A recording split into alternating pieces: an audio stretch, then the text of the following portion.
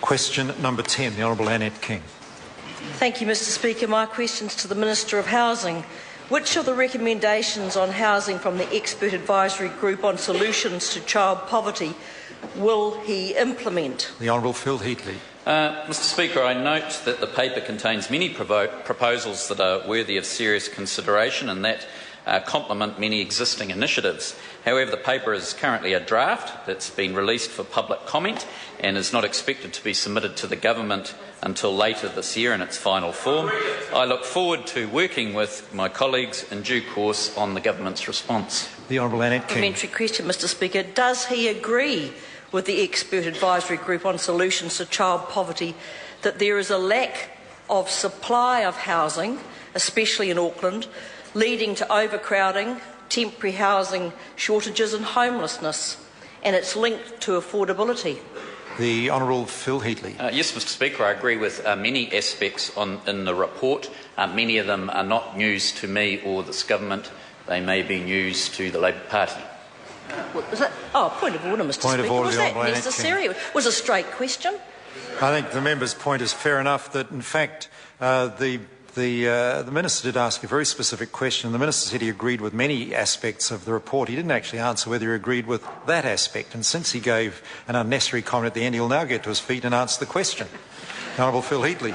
Mr Speaker, I agree with many aspects of the report and many of the examples in the report or conclusions that the member read out. I agree with. She raised several about overcrowding, expensive housing in Auckland and so forth.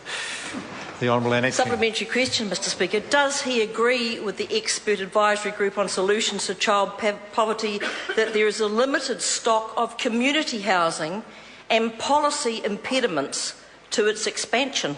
The Honourable Phil Heatley. Yes, Mr Speaker, and that's why we're working hard with community housing organisations to increase the stock in Auckland and elsewhere across the country. I believe in the last 3.5 years we've jointly funded. That's a collaborative approach where we've put up $1 and they've put up $2.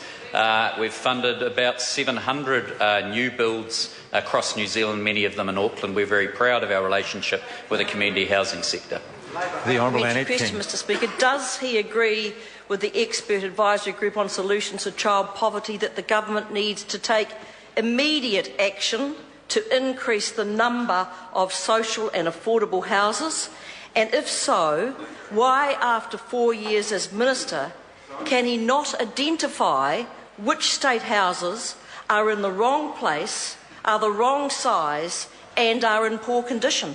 The Honourable Phil Heatley. Well, Mr Speaker, we do agree that we need an increase in social housing across New Zealand. We have said, at least I've said in the last year or two, that Housing New Zealand will contribute to new housing. In fact, we've supplied 2,000 new builds or new lease builds over the last 4 years. However, it's the community housing sector that we see the area for growth. We're saying that state housing and the government cannot do it alone. That's why I'm very proud of our record working with the community housing sector to increase the housing supply throughout New Zealand.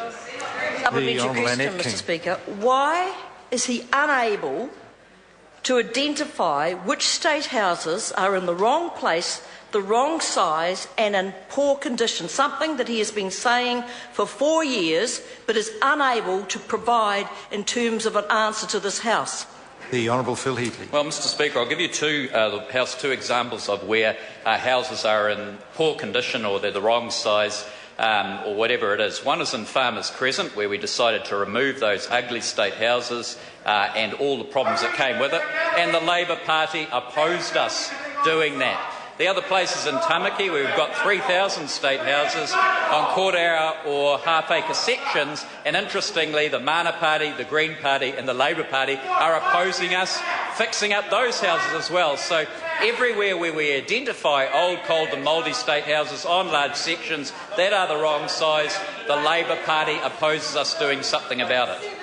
Mr. Point Speaker, of order, the Honourable Annette King. Mr Speaker, I'm seeking your guidance, and I ask this question because I have asked it in a written form and the Minister said he is unable to provide me with the information as to where state houses are in the wrong place, wrong size and poor condition.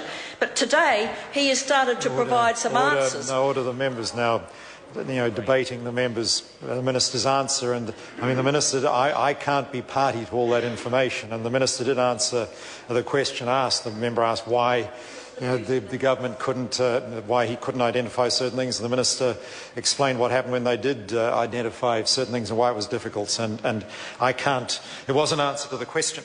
Question number 11, Melissa Lee. Thank you, Mr. Speaker. My question is to the Minister for Housing and